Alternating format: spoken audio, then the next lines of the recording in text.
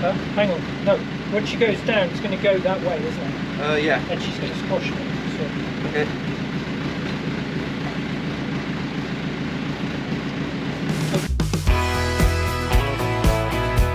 2 days after we got married, Carla suggested we sell everything, buy a boat and set sail. A year later we did just that. In the Canaries we picked up our naked sailor, Dobby. This is our adventure. Okay, so here we are, Monday morning, and a few things we're going to do this week. One is we want to get the engine in and get the engine ready to go in, give it a clean and put the stuffing box on, and we're going to talk about stuffing boxes and clean up some more of the window frames. And by the end of the week we hope having the pilot house ready. Yeah, we should have the pilot house ready for the roof. Do the roof the following week. We won't get the roof done this week. No. And also ready for the glass, and then at least we're waterproof, which is what we're aiming to do, is to get the boat waterproof as quickly as possible, because we don't want it filling with water, basically. No.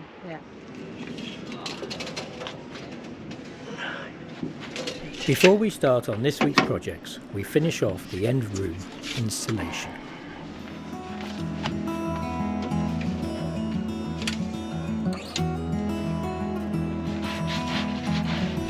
The stuffing box is located on the end of the stern tube and acts as a seal for the prop shaft. This is the same on barges as well as most monohull yachts. On the end of the stern tube we place a 4-inch rubber tube held on with stainless steel Jubilee clips. The box, which is a tube, goes on the other end. The stuffing rings are inside the tube. There are different types of stuffings that can be used, from traditional flax stuffing, synthetic packing through to Teflon packing. Each one has its advantages. The stuffing is held in place at the inboard end by a collar, which can be adjusted. There is a small grease reservoir sitting on top.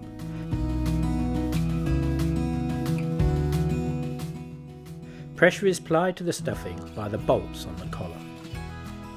You will get a drip from the tube.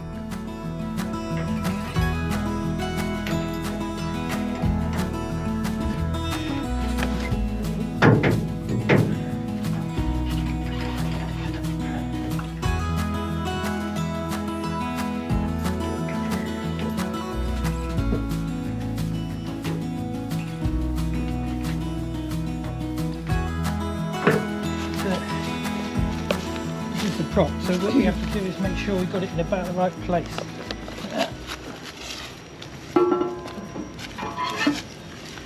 So that's where the prop's going to sit. So we probably need to go in a little bit. Although we can get an anoid on there. So I just went and talked to one of the engineers, and he said the distance between the end of the stern gland and the propeller should be about 3 fingers, 60 mil. So here we go. And it's around about 40, so we're going to have to pull it back out a little bit.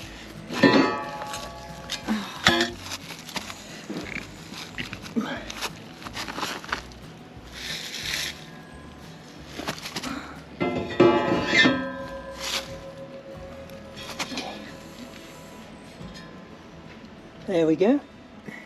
So that's it. So now that positions the prop shaft. So that's the position of the prop shaft, so that's where the engine has to go. You may well ask why we didn't use the sealed prop shaft seal supplied.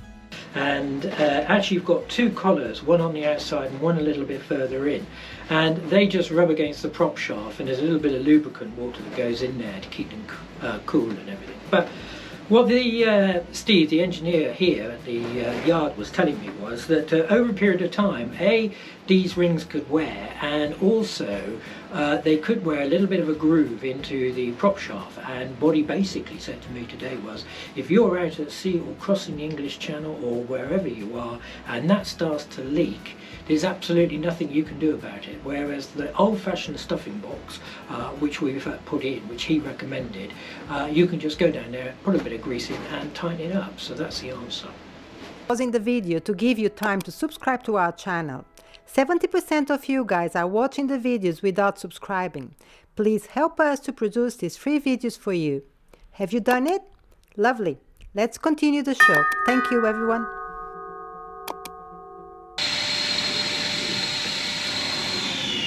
And this area in here is tapered, so with this on the end of the prop shaft, this is tightened up and clamped. You have to remember that this engine's been sitting idle for anything up to around about 10 years, and it was good news that it will actually turn over.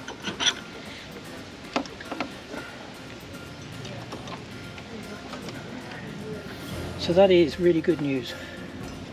So I think we're good to go to put it in. Okay, I think we're ready.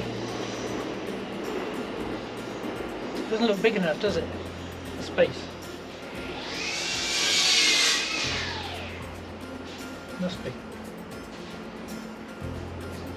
Are you nervous? Yeah, I am actually. Well, there's so much to take consideration of getting it in exactly the right place and then lined up so that there's no twist between the prop shaft and the back of the engine. So that flange on there has to meet up with the back of the engine, and when it rotates it can't wobble in any way. And so it is, I'll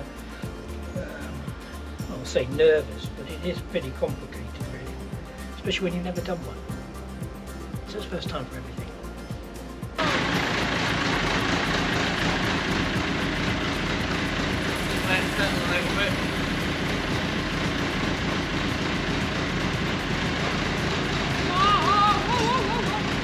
Mum, I don't need you in my ear.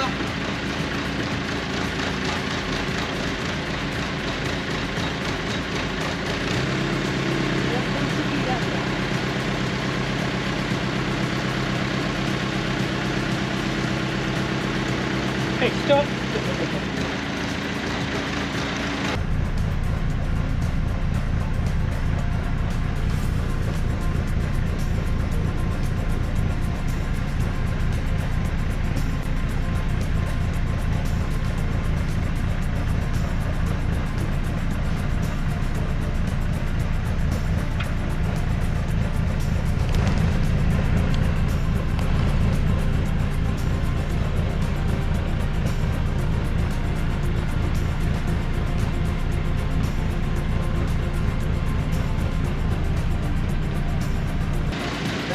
Yeah, hang on a moment, it's going to come this way, isn't it? It's got to come in that way.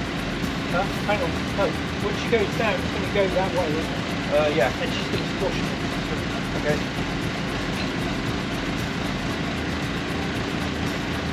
Okay. Right, can you tilt it forward slightly?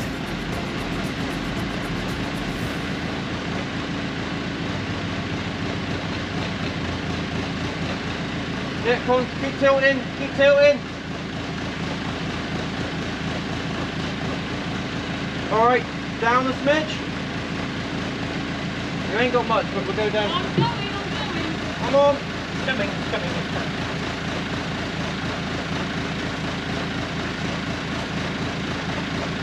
Right.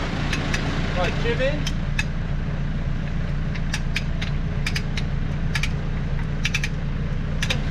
We'll have to manual handle that. 6 inches. We'll have to manual handle that.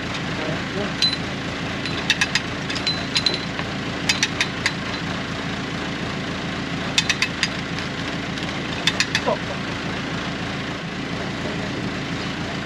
Right, down. So I just pull it. Just pull it.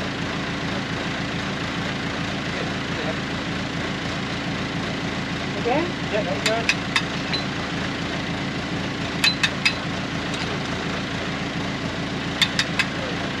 One. Stop.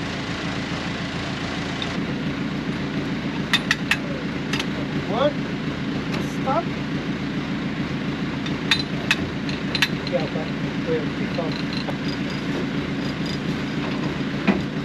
Left. Yeah.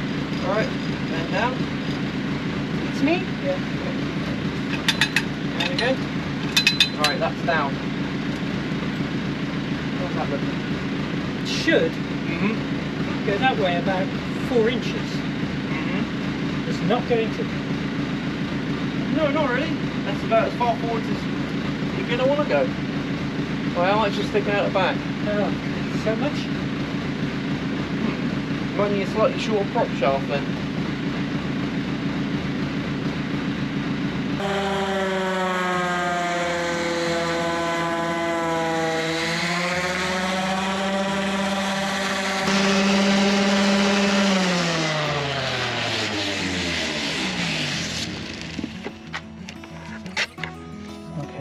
So what I'm going to do here is I'm going to take these off, and I'm going to make some new holes. I'm going to make some new holes, put some new pegs in. I don't think that gets seen.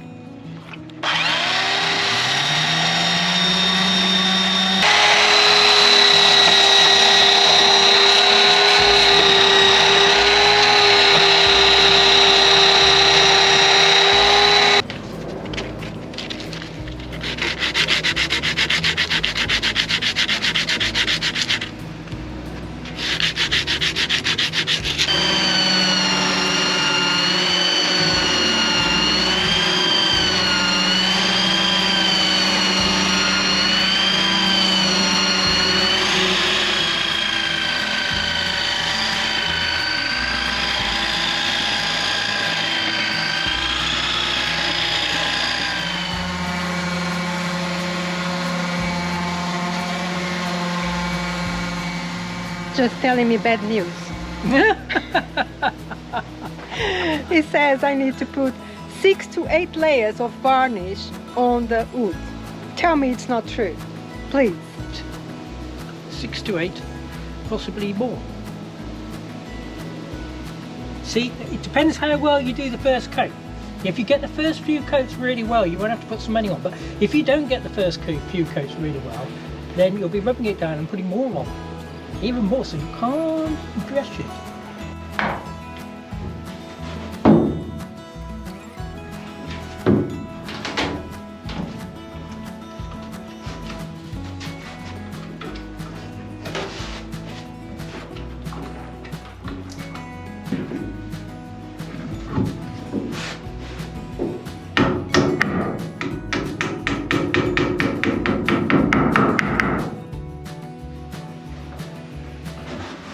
So I have just arrived.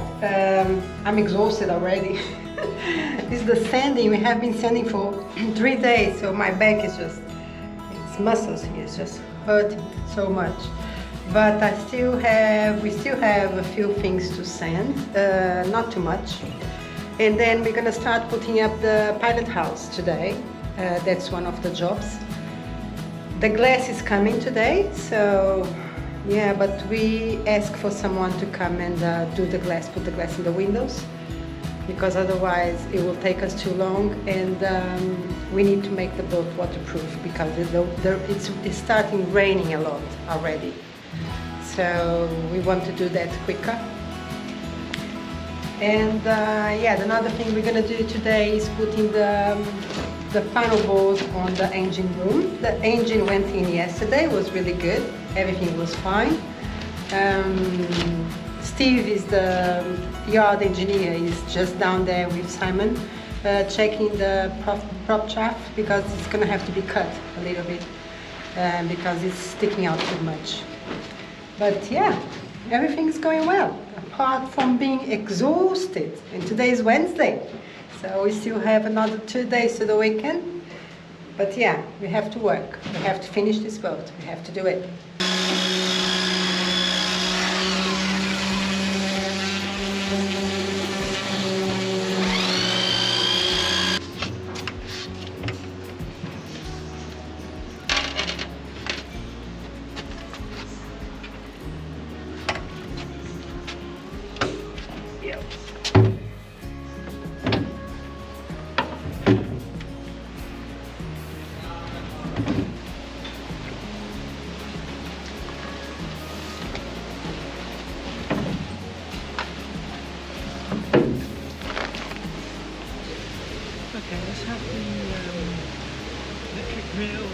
hole cutting thing. So first job this morning was to finish building the pilot house, and Yeah, we're successful. well, we are. We've actually got all the bits up. They're not absolutely fixed or anything, No. and we still got to do a lot of working out exactly how things go. But at least we've got the structure up, and it's kind of like all in one piece. So we're really quite pleased with that. Yeah, it was a bit complicated just to find everything where it fits. Kind of a puzzle, wasn't it? Yeah. It was a bit of a puzzle, and we had to do a few little modifications, Yeah. but just small ones Yes. to get it to go. So the next task will be putting some varnish on the areas where the glass goes, and then we put the glass in. Yeah. When it gets to about there, then it's fine.